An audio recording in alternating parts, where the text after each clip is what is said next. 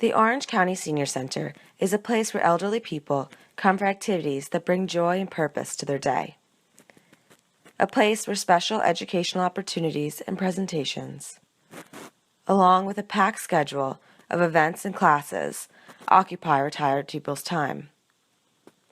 In a woodworking class, one man even says, laughing, that he got into wood carving because his wife needed him to find a hobby just to get him out of the house. In the early afternoon, George can be found playing pool with his son, who sometimes comes to visit him at the center. Meanwhile, the same group of ladies meets every day to play cards. They shuffle their deck and chat with one another as they pass around the cards for a game of hand and foot. In a glass fusing class, Lisa shows off her work proudly and tells me she's the next Diane von Furstenberg.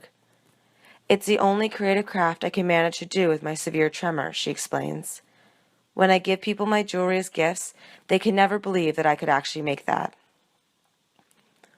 Her sense of pride echoes the center's ability to improve the quality of life for the senior visitors. The center is a type of lifeline that provides structure to people's lives. Without the orange shuttle service provided by the center, many of the seniors would have no choice but to spend the hours of their day alone at home. Like Miss Ella, who takes the bus every day. Sometimes I just get so bored at home, I want to walk out to the street just to watch the traffic go by. Miss Ella's a sort of celebrity at the senior center. Have you met us, Miss Ella? She's 101. No, chimes in someone else, 102. Then another day, someone else asked, have you heard about Miss Ella? She's 103. Miss Hillary remembers Miss Ella's 90th birthday fondly. We had cake for her here at the center, and I can't believe that was more than 10 years ago. When I ask Miss Ella directly, she answers, I'll be 103 May 14th. And woohoo, isn't that something?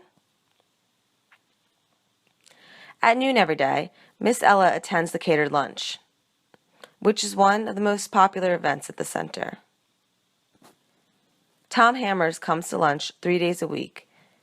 He talks about his days in the Navy and his career designing Boeing helicopters. Guess how old I am? My guess is off by almost 10 years, and he smiles. I've never smoked, I've never drank, never felt the need to, and I always go to the exercise classes here at the senior center. Keeps me young. What makes these classes unique is that the participants are seated the whole time. But that does not seem to curb the energy in the room. Laughing, tapping their feet, and stretching their arms, they cheer each other on. Then after class, people mingle and chat during the time until lunch. Regulars ask one another, how is your granddaughter? Or, when is your brother coming to visit? Two friends even swap beauty techniques and share new lipstick they are eager to try. Meanwhile, the staff and volunteers are setting up the lunchroom. Andy Jones is one of the volunteers. He is 27 with special needs and comes to the center every Wednesday. His mentor, Tommy Green, watches over Andy and is ready to help him whenever necessary. Andy lives with his mother who is not well, and Tommy has been working with him for years, helping him with things like job placement and volunteer work. Once the lingering chatters finally make their way to the door at the end of lunch and the room is cleaned up, Tommy and Andy use the gym for exercises. Andy's doctor has said he needs to lose weight to be healthy, so he runs and walks around the gym under Tommy's instruction. Tommy has also introduced me to some of his friends at the center, too. They come to lunch every day, unless there's fish on the menu. We don't like fish. On those days, we go to Bojangles. Other people, like Leslie, rarely miss lunch unless it's a special occasion.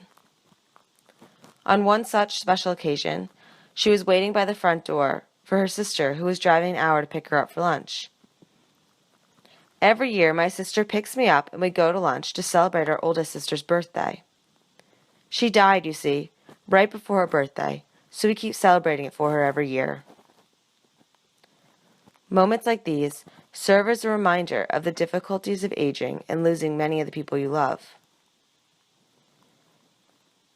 You see moments of loneliness as people adjust to this new season of life. Now that the time with the career demands and a house full of a growing family has passed, this new season can feel empty. But coming to the senior center, to be greeted by smiling faces happy to see you, can help fill that emptiness. One woman used to play cards at another senior center, but when her partners died, it just became too painful to go back. Then I just got so bored, I started riding a scooter around the aisles of Walmart for something to do. So I started coming here. Having a group of friends at the center eases the loneliness. One cluster that sits together at lunch even went on a cruise to Bermuda together last winter. And one of the couples in the group has been active at the senior center for over 10 years. They run the card bingo event on the first Friday of every month that everyone looks forward to. It's an exciting event filled with laughter as George is continuously accused of trying to cheat. And the competition is fierce until someone finally yells, "Bingo!" Then friends survey the prizes together and help select their winnings, whether it be a VHS tape or a new eyeglass case. And it is these small moments of joy that bring out the sun in this new season of life. And then the seniors can go home at the end of a day to an empty house, knowing they'll have friends waiting for them there tomorrow.